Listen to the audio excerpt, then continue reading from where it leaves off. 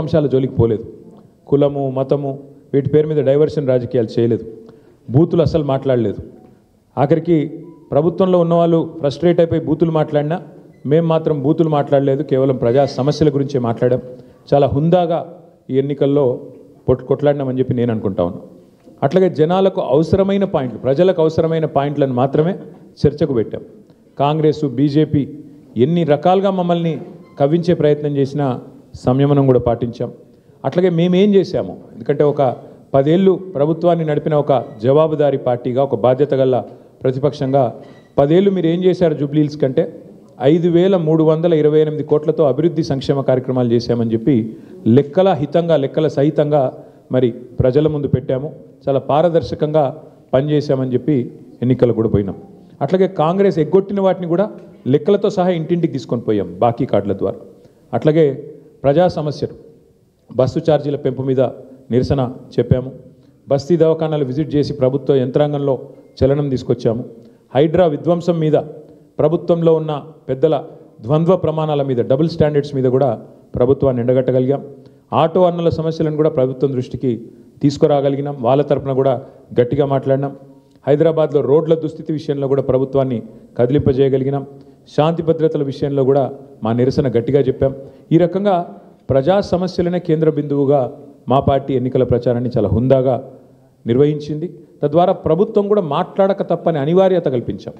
చివరికి 2 ఏళ్లలో ఒక్కసారి కూడా మరి సమీక్ష చేయని ముఖ్యమంత్రి గారు ఆఖరి ఎలక్షన్ ముందు రోజు 6 గ్యారంటీల మీద సమీక్ష చేయక తప్పని పరిస్థితి కూడా వచ్చింది అంటే ముమ్మాటికి అది బీఆర్ఎస్ విజయమే.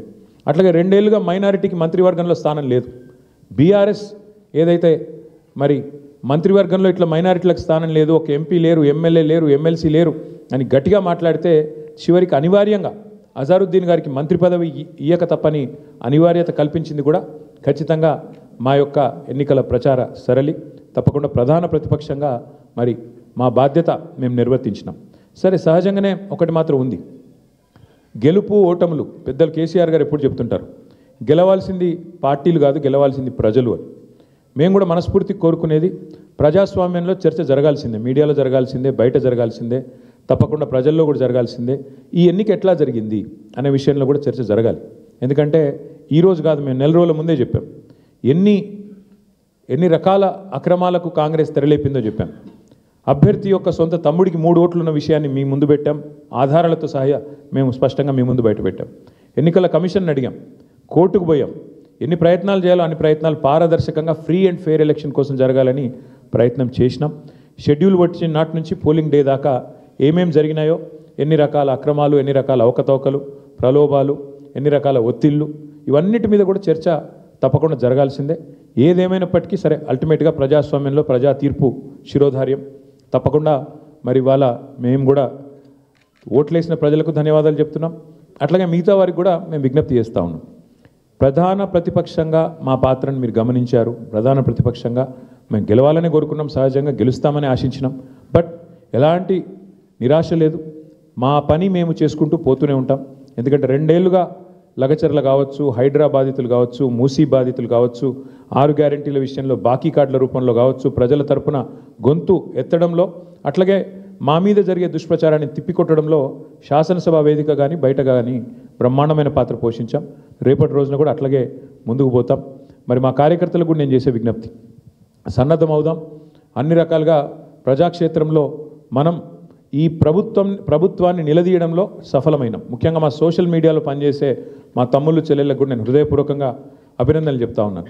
సోషల్ మీడియాలో మీరు చేస్తున్న పని, మీకు ఎవరికి నేనేమి పార్టీ తరపున జీతం ఇవ్వడం లేదు, మీకు ఎవరికి నేను ఇచ్చేదేమీ లేదు.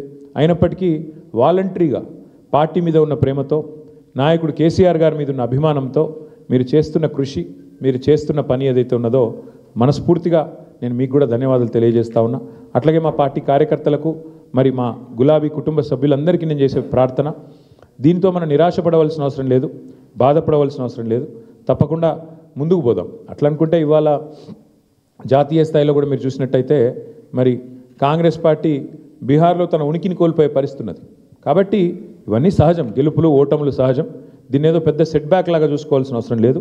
తప్పకుండా మరింత బలంగా వద్దాం, ముందుకొద్దాం. ఒక రబ్బర్ బంతిని గోడకేసి కొడితే ఎట్లయితే తిరిగి బలంగా వెనకకు వస్తుందో అట్లా మనం కూడా తప్పకుండా తిరిగి వెనక్కి వద్దాం. పెద్దలు కేసీఆర్ గారు తిరిగి రాష్ట్రానికి ముఖ్యమంత్రిగా మళ్ళీ